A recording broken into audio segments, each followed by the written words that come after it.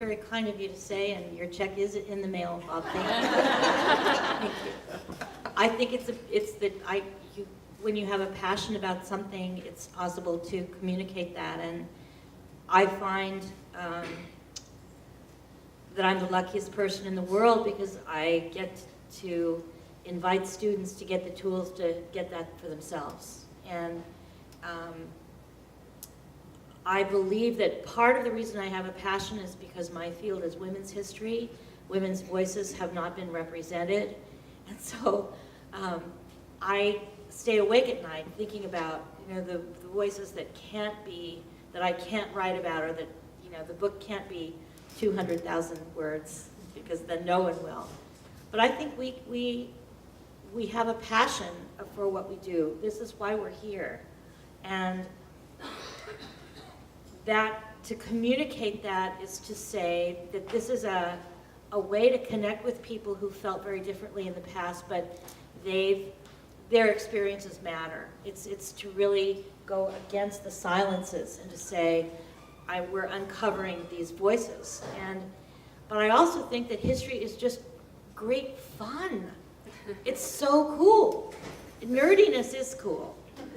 But there's a negative way that's not approachable, and I think that comes from not feeling or feeling that there are 5 people in the world who should be able to pronounce on that. And I want to get back to your question.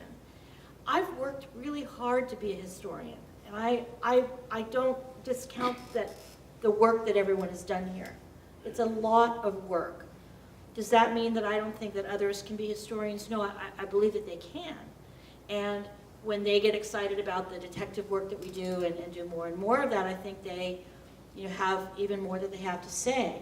So I don't think it's an exclusive club, but I also think that it matters that we have done our work, that we have spent the time trying to research, and to communicate that is to reach out from the 5 days we've spent this week writing and connecting with people finally and saying, this is so cool what I have found, right?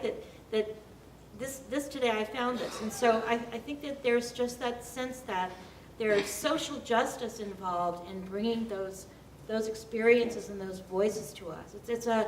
To me, the responsibility that you talked about is the responsibility of letting those voices be heard through an imperfect filter, the absolutely vastly imperfect filter of what we do, what I do as a historian. But there's something very powerful about that, and I think I feel that students really connect with that, and particularly we've been talking about using primary sources, using opposing viewpoints. I teach World War I, and there are a lot of slogans. There are a lot of slogans that people challenged. So finding that way, I think just, to me, having a chance to present in occasions like this is so cool. Few people some people read our books, but it's so cool to connect with you in this way.